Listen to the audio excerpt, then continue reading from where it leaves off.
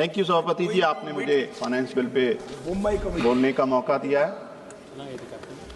सभापति जी, honourable finance minister ने बहुत सारे क्लेम किए आर्थिक सुधारों को लेकर, और पिछले 10 साल में जो देश की जो आर्थिक नीतियां हैं और आर्थिक तौर पर लगातार जताया जा रहा है कि देश बहुत मजबूत हुआ है, लेकिन तस्वीर बिल्कुल डिफरेंट है। अगर हम पिछले 10 साल पे मोटे मोटे तौर पर भी देखें तो आज जो इन्फ्लेशन रेट है वो हाईएस्ट है देश के इतिहास में, और डॉलर के मुकाबले रुपया तो 90 पार ही कर गया है। जो लोग पेट्रोलियम जो और डीजल को लेकर बहुत बड़े बड़े दावे करते थे, वो 60 रुपए वाला पेट्रोल 120 को पार कर गया है, डीजल भी। और सबसे बड़ा नारा दिया था किसानों की डबल इनकम का, लेकिन किसानों की डबल इनकम नहीं हुई पिछले 10 साल में। पेस्टिसाइड से लेकर फर्टिलाइजर तक तमाम जो खादें किसानों को मिलनी थी उसके रेट 2 से 3 गुना बढ़ गए। ईडेबल ऑयल और दालें, उसके रेट 3 से 4 गुना तक बढ़े हैं। हम बात करते हैं कि देश दुनिया में हमारी इकोनॉमी पहले 5 में आ गई है, नो डाउट आ गई है, लेकिन पर कैपिटा इनकम वो तो 142वें नंबर पे हम लोग पहुंच गए। गरीबी तो लगातार बढ़ रही है। और पिछले 10 साल में, और मैं आपके माध्यम से सरकार को बताना भी चाहता हूं, इस पर ध्यान देने की जरूरत है।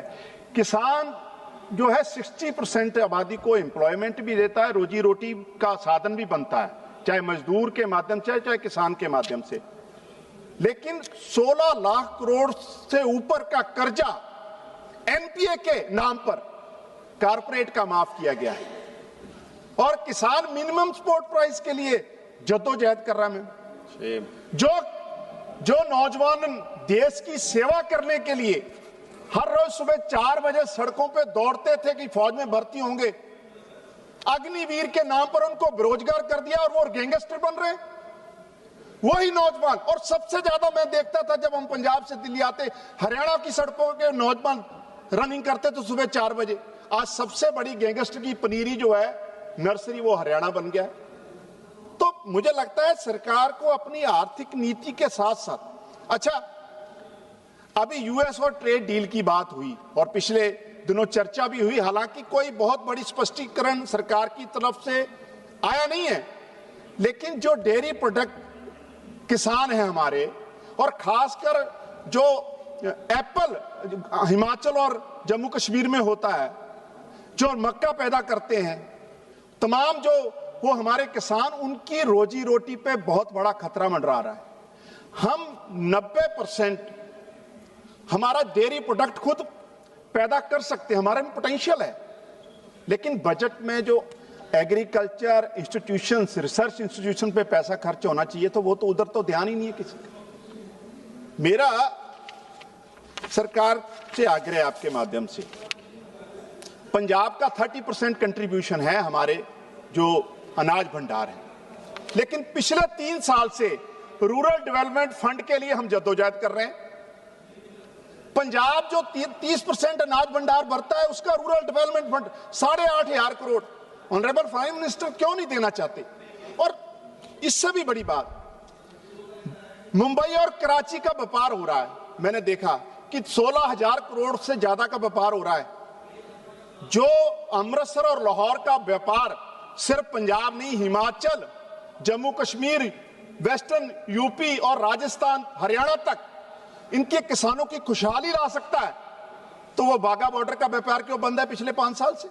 या तो फिर कराची और मुंबई का भी बंद होना चाहिए। वहां से हो सकता है, क्योंकि बड़े बड़े इन्फ्लुएंशियल कारपोरेट घराने व्यापार करते हैं। यहां से अगर व्यापार शुरू होगा तो आम साधारण किसान की जो आर्थिक स्थिति है बेहतर होगी, वो बंद पड़ा है, तो उसकी तरफ ध्यान देने की जरूरत है। ऑनरेबल सभापति जी,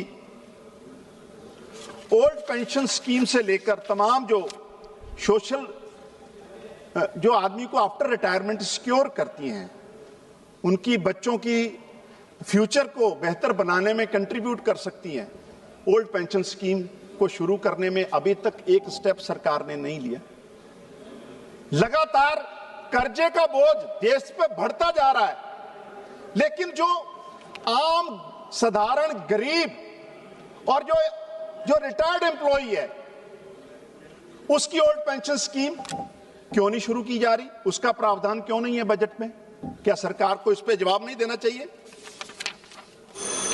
मनरेगा जैसी, लास्ट में मनरेगा जैसी जो स्कीम्स थी, उससे जो हमारा मजदूर है, खासकर रूरल जो हमारी इंफ्रास्ट्रक्चर है, रूरल इकोनॉमी है, जो आदमी 2 टाइम की रोजी रोटी सिक्योर थी, वो भी बंद कर दी। अग्निवीर से नौजवान को बेरोजगार कर दिया, मनरेगा से मजदूर की रोजी रोटी खत्म कर दी। तो आर्थिक तौर पर हम खड़े कहां हैं, इसको मुझे लगता है सोचना पड़ेगा। ये झूठे और सिर्फ मीडिया और सोशल मीडिया के दावों से देश आगे नहीं बढ़ेगा। वो आदमी जो देश की बॉर्डर पे अपने बच्चे भेजकर देश के बॉर्डर सिक्योर करता है, जो अनाज के भंडार पैदा करके लोगों को रोजी रोटी देता है, उसका फ्यूचर बेहतर हो, इसकी तरफ ध्यान देना चाहिए। आपने मुझे मौका दिया, आपका बहुत बहुत धन्यवाद।